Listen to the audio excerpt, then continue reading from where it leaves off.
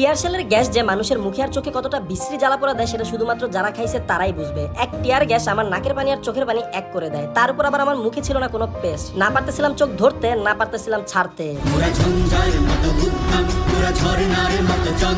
দিনটি ছিল 18 জুলাই 2024, যখন রক্তক্ষয়ী অবস্থা একদমই চরম পর্যায়ে ছিল।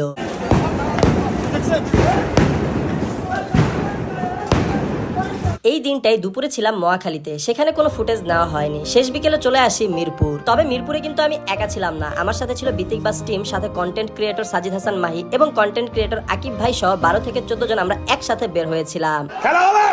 আর আমরা বাইরে বের হয়ে মিরপুর 10-এ আসতেই পেয়ে যাই জনপ্রিয় কন্টেন্ট ক্রিয়েটর অতনু জুবাইরের টিমকে। আমার মতে বিবেকবান এবং দায়িত্ববান সব কন্টেন্ট ক্রিয়েটরই এই আন্দোলনে অংশ নেয়, যা প্রশাসনিক চাপে তারা প্রকাশ করে না সামাজিক গণমাধ্যমে। আপনি ঠিক বলিয়াছেন। নিজেকে এখন খুব ভাগ্যবান মনে হয়, কারণ ঐতিহাসিক এই আন্দোলনে একদম সামনের সারি থেকে অংশগ্রহণ করতে পেরেছিলাম। 15 তারিখ থেকে এই ছাত্র আন্দোলনে সরকার দলীয় লোকদের বর্বরতা শুরু হয়েছিল। তার প্রতিবাদ কিন্তু 16 তারিখ থেকে আমরা আমাদের বিতিকবাজ ফেসবুক পেজে শুরু করেছিলাম, তবে লিমিটেশনের মধ্যে। কারণ বেশি বললে হারুন আঙ্কেল তার ভাতের হোটেলে আমাদের ডেকে নিয়ে ভাত খাওয়াতো না, দিত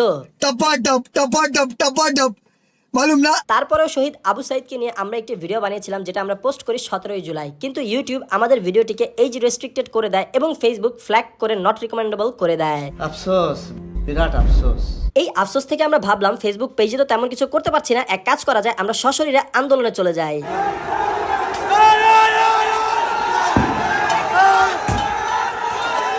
সেই ভাবনা থেকে 18 তারিখে আমাদের আন্দোলনে নামা। তবে ফেসবুক পেজে কিছু জোরালোভাবে বলতে না পারলেও প্রতিদিন কিন্তু আমরা টিমমেটরা আমাদের সবার নিজস্ব ব্যক্তিগত ফেসবুক আইডিতে 10 থেকে 15টি প্রতিবাদী পোস্ট দিতাম। আন্দোলনে অংশ নেওয়ার স্মৃতি হিসেবে নিজের মোবাইল ফোনে টুকটাক কিছু ক্লিপ রাখছিলাম। ভেবেছিলাম ভবিষ্যতে যদি কখনো হাসু আপা ক্ষমতাচ্যুত হয় বা তিনি যদি রিজাইন দেয় তাহলে আপলোড দিব। কারণ 18 জুলাই কিন্তু এই আন্দোলনটা কোটায় সীমাবদ্ধ ছিল। তখনও কেউ ভাবেনি যে এই হাসু আপাকে পদত্যাগ করতে বাধ্য করা হবে। শেখ হাসিনা পালায় না।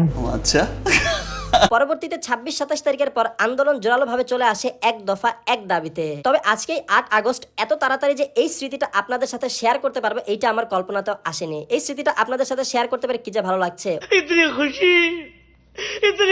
এই স্মৃতিটা আপনাদের সাথে শেয়ার করতে পেরে খুবই ভালো লাগছে। পাশাপাশি ফেসবুকে রেখে দেওয়ার মাধ্যমে প্রত্যেক বছর মেমোরিতে এই স্মৃতিটা আসবে, তখন আমরা এই ঘটনাটা স্মরণ করতে পারবো। এই আন্দোলনে আমাদের বিতিকবাজ টিম প্রত্যক্ষ এবং পরোক্ষভাবে জড়িত ছিল। আমি ব্যক্তিগতভাবে 3 দিন আন্দোলনে গিয়েছিলাম, তবে আমার টিমমেটরা 10 থেকে 12 দিনেরও বেশি অনেকে আন্দোলনে অংশগ্রহণ করে।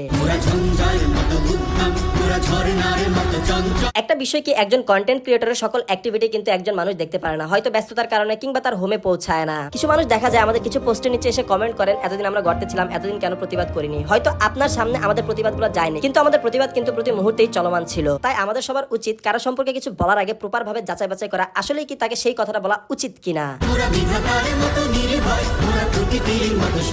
ভিডিওটা এখানেই শেষ করব, তবে সব শেষে কন্টেন্ট ক্রিয়েটর মাহিকে একটা অ্যাপ্রিসিয়েশন দেওয়াই লাগে। আপনারা আর ভিডিও দেখেন, মিমস টাইপের ভিডিও বানায়, মজার ভিডিও বানায়, ফানি ভিডিও বানায়। আপনারা আর ভিডিও তোকে হাসি খুশি ভাবে দেখেন, মজার হিসেবে দেখেন, বা মনে করেন যে খুবই কমেডি একটা মানুষ ও। তবে ওর যে অন্য একটা ভয়ঙ্কর রূপ থাকতে পারে এটা আমি আগে কখনো বুঝিনি। কারণ 3 থেকে 4 বার পরপর টিয়ার গ্যাস খাওয়ার পরেও এই মানুষটা লাঠি নিয়ে একদম দৌড়ে পুলিশের সামনে বরাবর চলে যাচ্ছিল।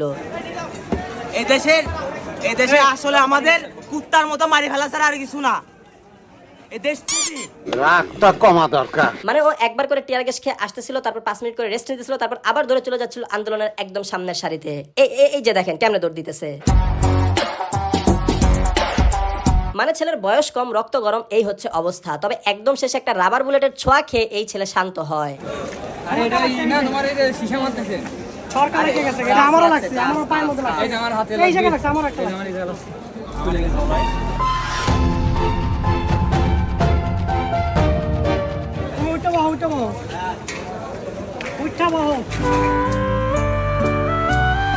যাই হোক, সবাইকে স্বাধীনতার শুভেচ্ছা, আর আপনারা আমাদের জন্য দোয়া করবেন। সবাই ভালো থাকবেন, সুস্থ থাকবেন, দেখা হবে আপনাদের সাথে খুব জলদি।